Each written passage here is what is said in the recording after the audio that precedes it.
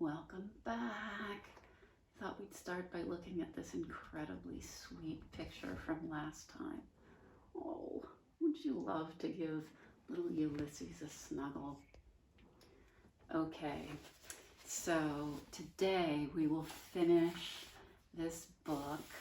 When we left off, Flora and William Spiver and Tootie had found Ulysses with her father and Dr. Measham. And now, chapter 66 is called, Will You Please, Please Shut Up, William Spiver?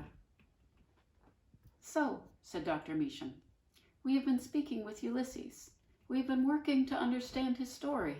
From what we have put together so far, it involves a shovel and a sack and the woods and a poem. And a giant donut, said Flora's father. Ulysses, sitting on Flora's shoulder, nodded vigorously. A distinctly fishy smell emanated from his whiskers. Flora turned to him. Where's my mother? She said. Ulysses shook his head. Pop, said Flora. Where's Mom? I'm not certain, said her father. He adjusted his hat. He tried to put his hands in his pockets, and then he realized he was wearing pajamas and had no pockets. He laughed. Holy Bagoomba, he said softly. We need a typewriter, said Flora. Ulysses nodded. We need a typewriter so that we can get to the truth, said Flora. The truth, said William Spiver, is a slippery thing. I doubt that you will ever get to the truth. You may get a version of the truth, but the truth, I doubt it very seriously. Will you please, please shut up, William Spiver, said Flora. Shh, said Dr. Measham. Calm, calm. You should maybe sit and eat a sardine. I don't want a sardine, said Flora. I want to know what happened. I want to know where my mother is. Just as she said these words, there was a bang, which was followed by a long, bone-chilling yowl, which was, in turn, followed by a very loud scream. What was that? Said William Spiver. That's Mr. Claus, said Flora. He's attacking someone. There was another scream, and then came the words, George! George! Uh-oh, said Flora's father. It's Phyllis. Mom? Said Flora. Ulysses tensed. He dug his claws into Flora's shoulder. Flora looked at him. He nodded. And then Flora's father was running out the door, and Flora was behind him, and William Spiver was behind her. Another of her mothers screamed, echoed down the hallway. George, George, she shouted, please tell me that my baby is here. Flora turned and said to Tootie, bring the lamp. She's worried about Marianne. There was another scream. It was time again for the squirrel to vanquish a villain. It was time for Ulysses to rescue his arch nemesis. There he goes. Ulysses flies off down the hallway. Tootie has the lamp. She's running, I'm bringing the lamp. And off goes Ulysses. And there's quite a tussle there. The cat. Who will prevail? Who will be vanquished? Please, George, tell me that Flora is here. Oh, so she's not talking about her lamp. She's talking about Flora. Me? Thought Flora. She's here, said Flora's father. Flora's mother started to cry. Everyone needs to calm down, said Tootie. I've got it. She waded into the fray and whacked Mr. Claus over the head with Marianne. The cat fell to the ground, and the little shepherdess, as if she were astonished by her own act of violence, crumbled. Her face, her beautiful, perfect pink face, broke. There was a tinkle and a crash as the pieces of Marianne's head hit the floor. Oops, said Tootie. I broke her. Uh-oh, said Flora. But her mother wasn't looking at the lamp, or what was left of the lamp. She was looking at Flora. Flora? Her mother said. Flora, I went home and you weren't there. I was terrified. Here she is, said William Spiver. He gave Flora a gentle shove toward her mother. Here I am, said Flora. Her mother stepped over the pieces of the broken little shepherdess. She took Flora in her arms. "My baby," said her mother. "Me?" said Flora. "You," said her mother. Chapter 67. The Horsehair Sofa. Flora's mother was sitting on the horsehair sofa. Flora's father was sitting next to her. He was holding her hand, or she was holding his. In any case, her mother and her father were holding on to each other. Dr. Measham was putting alcohol on Flora's mother's bites and scratches. "Ouch, ouch, ooh," said Flora's mother. "Come," said Dr. Measham to Flora. She patted the horsehair sofa. "Sit down, here, beside your mother." Flora sat down on the couch and immediately started to slide off it. Was there a trick to sitting on the horsehair sofa? Because she certainly hadn't mastered it. And then William Spiver sat down beside her so that she was wedged in between her mother and him. Flora stopped sliding. "And I went up to your room," said Flora's mother. "I climbed the stairs to your room and you weren't there." "I was out looking for Ulysses," said Flora. "I thought you had kidnapped him."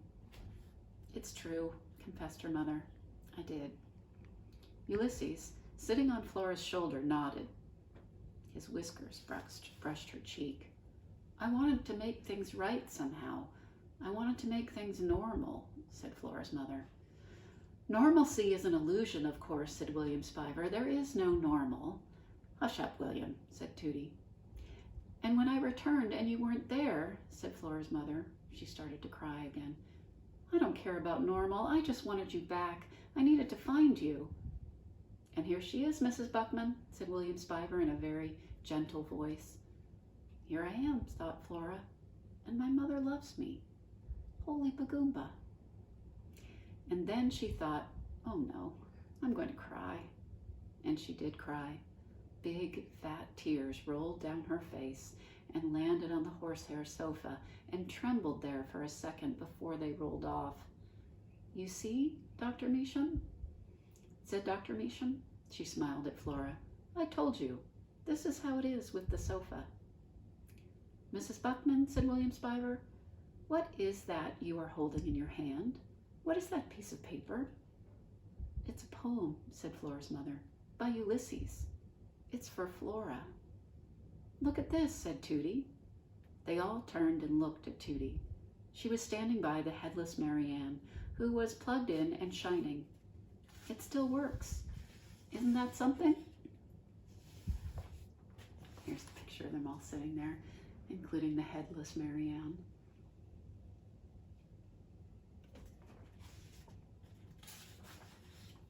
"Why don't you read the poem, Phyllis?" said Flora's father.